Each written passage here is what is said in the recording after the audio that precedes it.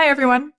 Today's first listen is a very contemporary artist, and a big one, Ariana Grande, which I understand is well known, has won all kinds of awards, probably more than I should try to list right now.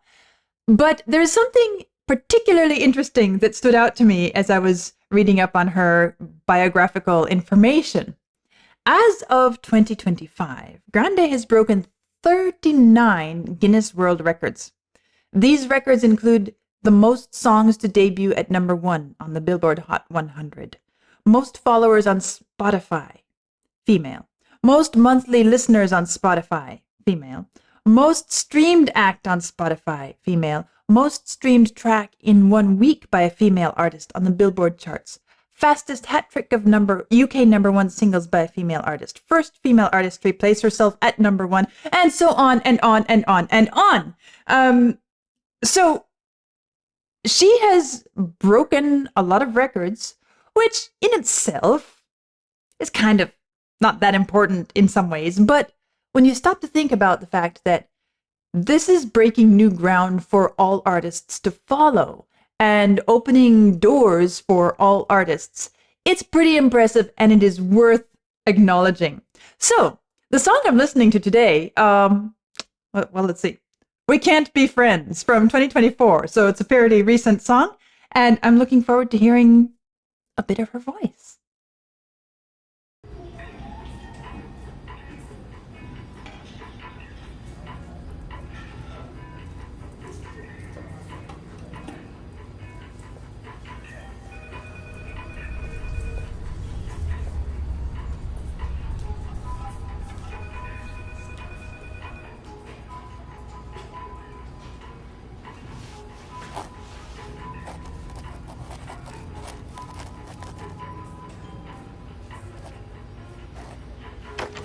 Peaches? Oh, me. Hi. The dogger's right here. Thank you.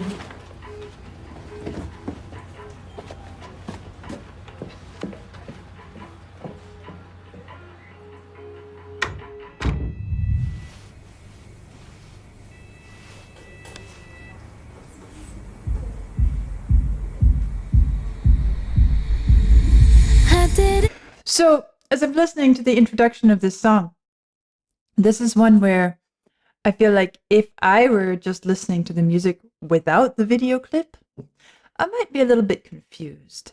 It's just it's a soundtrack, basically. It's a soundtrack to something visual. You can't really make out what's happening or what let's just say it this way.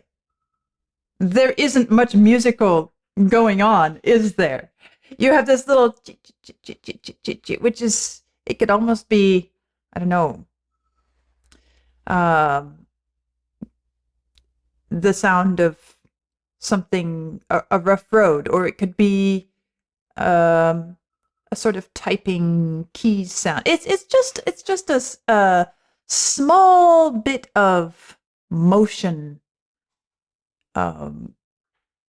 to provide some audible sense of something happening.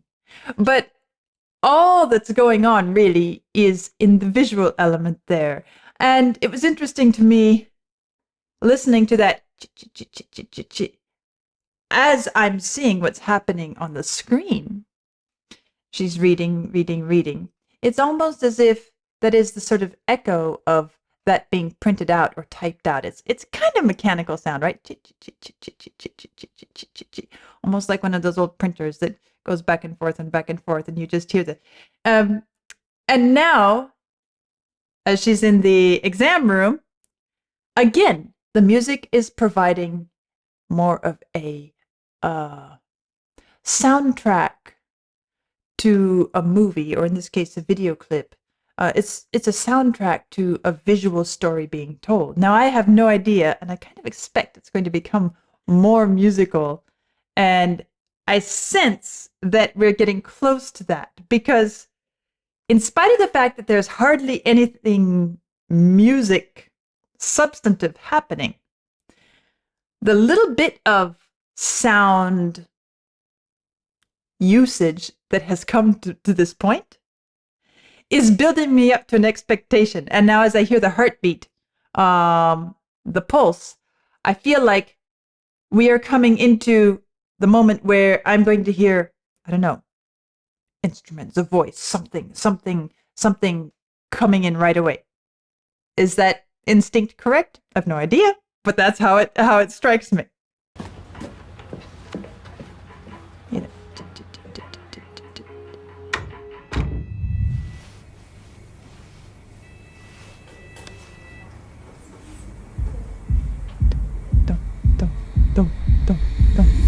I didn't think you'd understand. Yep, I was right. Me. How could you ever even try?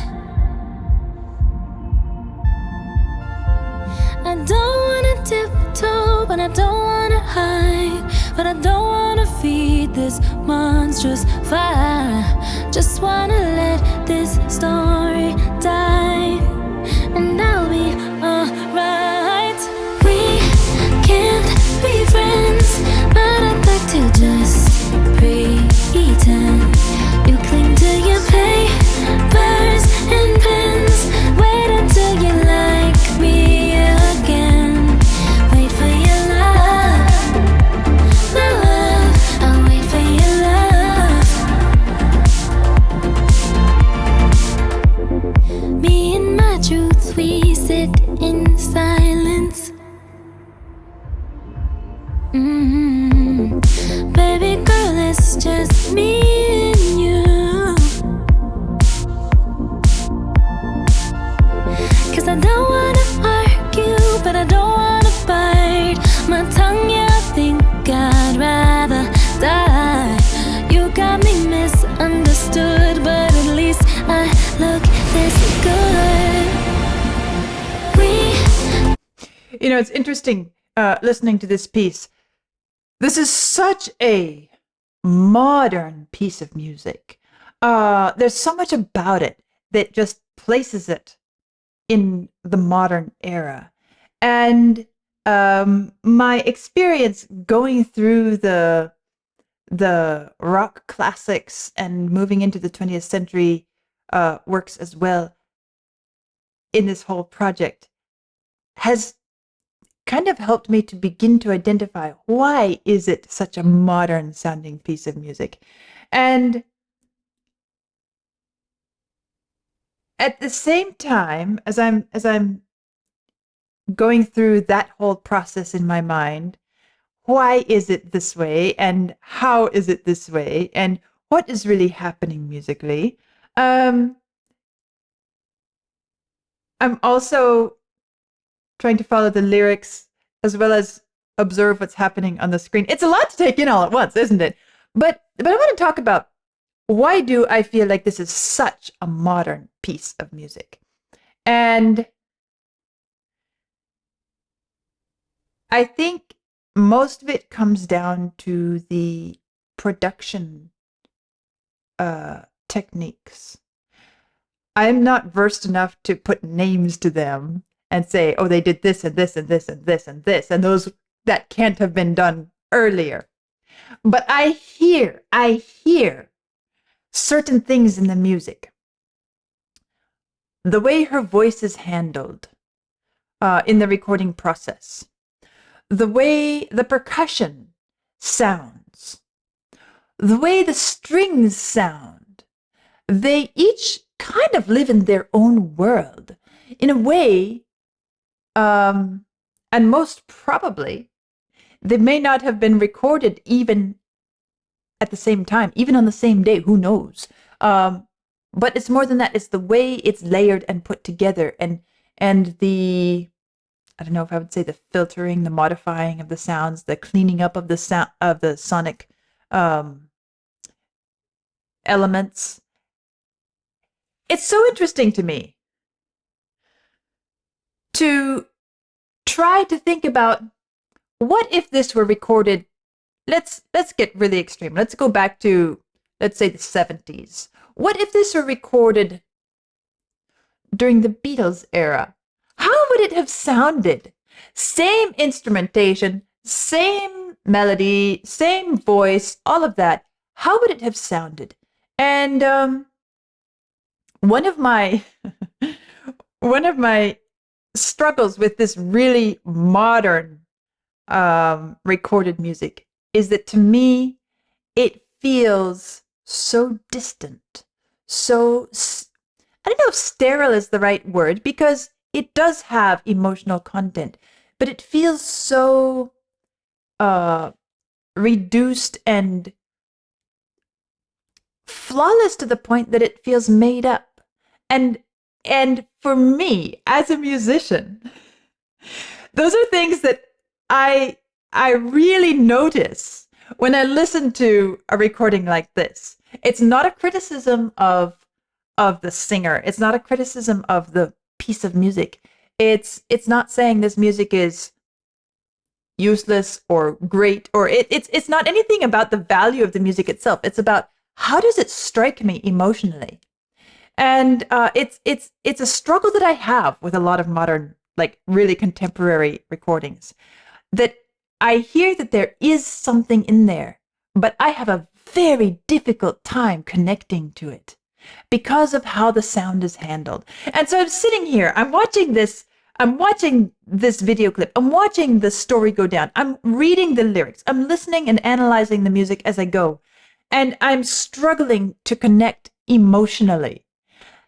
That is so interesting to me, especially considering the fact that this is such a big name, such a big artist, and, well, as we read, so many Guinness World Records, right? Never mind the awards and accolades. I am really curious and really interested to hear what people find in this kind of sound that means so much to them. I'm really curious. And again, this is not a reflection, it's not meant to reflect negatively on the fans, the audience of this kind of music. But it is an honest question from me as I am struggling to connect to this music. So if anyone can shed some light on that, please let me know, and I will continue listening. You got me misunderstood, but at least I look this good. We can't be friends, but I'd like to just pretend. You cling to your papers and pens. Wait until you like me again. Wait for your love, my love. I'll wait for your love. I'll wait for your love, my love. I'll wait for your love. Know that you made me. Okay, so one of the things that, as I'm thinking about this and I'm listening to the music, one of the things is that maybe this is meant to sound like this because it needs to sound like it's in a sort of dream world, this sort of disconnect. And this idea that we are disconnected, I'd like to pretend. I'd like to wait until you like me again. I'd like to wait for your love. You are disconnected from me, but I want to love you. I want to be in love with you. I want to feel this connection between us. Maybe that is one of the things that the music, that the engineering and the handling of the sound is conveying artistically. Because, as I said, I struggle to connect with it. But maybe that's the point. Maybe the idea is that even the handling of the sound is meant to convey this idea of we have this inability to connect on an emotional level. We are somehow incompatible. You're not interested, or you have things that you're more passionate about, and you are absorbed in other activities. I am madly in love with you, and I want you to be in love with me. I want to dream that that's possible. Um, we can't be friends, but I'd like to just pretend. That's the refrain that keeps coming back. We can't be friends, but I'd like to just pretend. And somehow that suits what I hear sonically in this piece of music.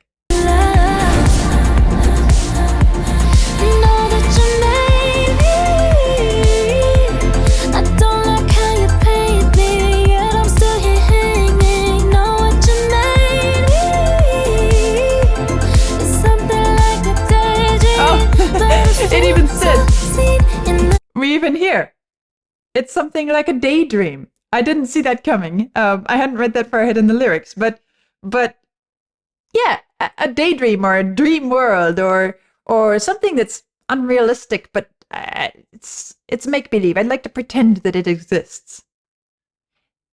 And speaking in regards to the video clip, a lot of the visuals are suggesting that sort of fairy tale existence, that sort of dream world, imagining a perfect relationship or perfect setting. What do we have here anyway? We have, looking into each other's eyes over a birthday cake. And then of course it disappears, right? So it's all coming together for me. This complaint I have about the music is actually part of what the music is expressing. And in that sense, it becomes meaningful. It starts to have a purpose, a reason for being that way.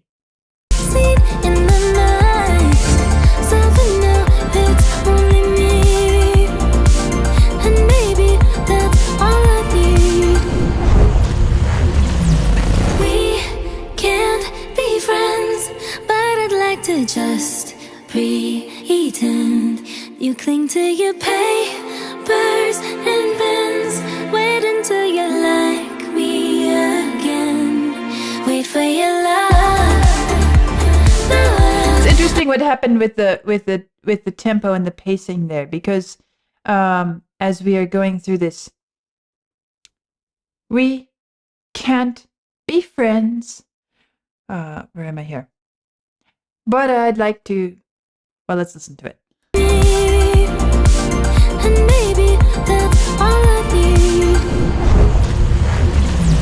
We can't be friends, but I'd like to just pretend.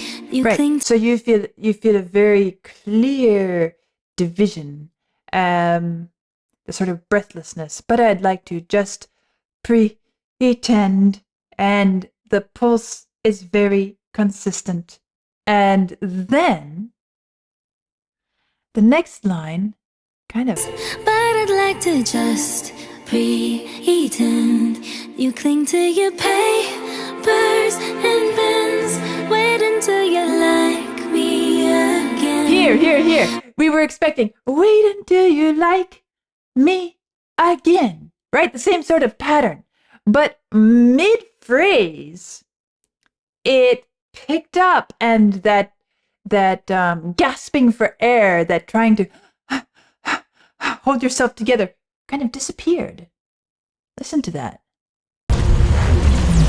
We can't be friends, but I'd like to just pretend you cling to your papers and pens. Wait until you like me again. Wait for Isn't that your interesting? love. And then we're back into this. I'll wait for your love. I'll wait for your love. Love. I'll wait for your love.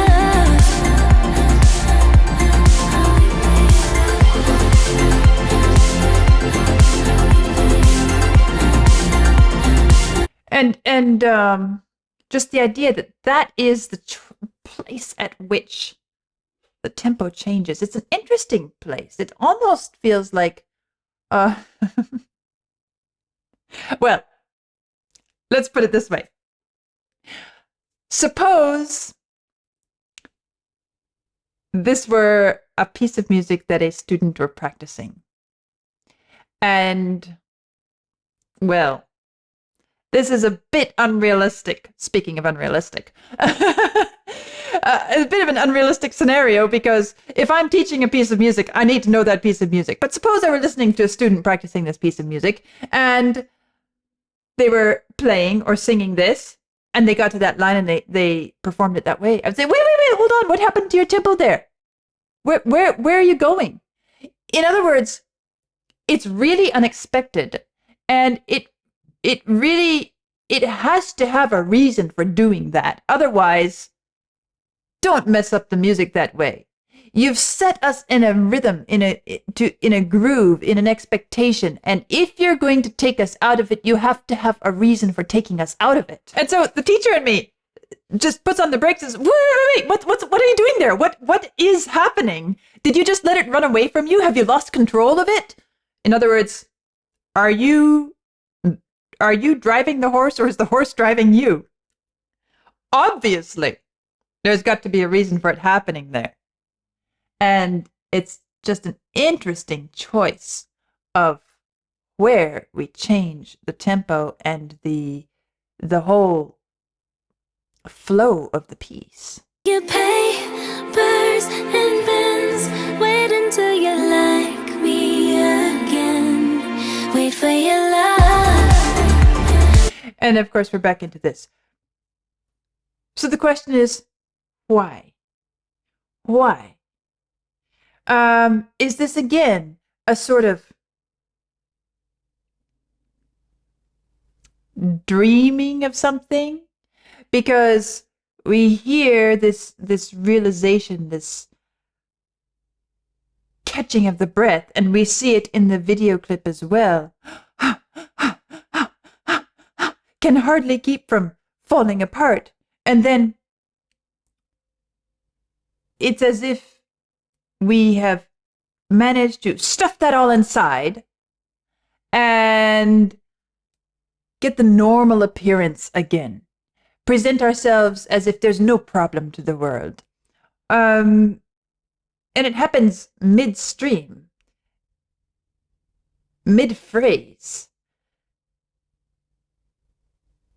I guess one of the things that this might appeal to the audience is that this also conveys the sort of acting that we do, the sort of pretending everything's okay when it's not. And most of the time, it comes out primarily in the video clip. That is where you see this really brought to focus, into focus. This that we see here, you know, the realization that I'm not okay. Basically, I'm dealing with a broken heart. I've lost my love, and I'm a disaster inside. I'm all torn apart. But okay, I'm just going to smile. I'm going to, yeah, it's okay. I'm okay. I'm okay. I'm okay. Yeah, don't worry. I'm okay. That sort of thing that we in this modern society do so much. We put this facade to those around us, to the world. And that also contributes to the incredible disconnect that we as a society experience, which this song, as I said, even the sound of the voice, the way it's been handled, and the instrumentation, the editing that has happened to each one of the instruments, makes it feel so disconnected. It's like it is a representation of the society in which we live that is so disconnected, that is so again, sterile isn't quite the word, but I'm not coming up with the right word in the moment. But disconnect does express what I mean to say, and what I hear in the music. That is shown strongly in the visuals here. But this moment in the music is one in which, if we stop to think about why did that happen right there, you have to make sense of it. Otherwise, you're like, why did she mess it up? Why did she mess up the flow? It was feeling so consistent. It had us going along nicely. There has to be an artistic reason. And I would argue that it is a musical moment in which this is happening musically. This is being conveyed in the music itself of, okay, yeah, it's okay. I'm okay. Okay. Let's be happy. Let's go on. Let's keep going on with this. And suddenly we manage to stuff it all back inside and present ourselves as totally cool. Be friends, but I'd like to just pretend you cling to your papers and pens. Wait until you like me again. Wait for your love. You hear that, right? And then we're back to this. I'll wait for your love. I'll wait for your love. And this facade of happiness. They could dance to this. I'll wait for your love.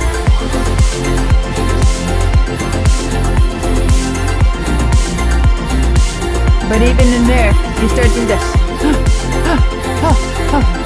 The sort of feeling tight in the chest.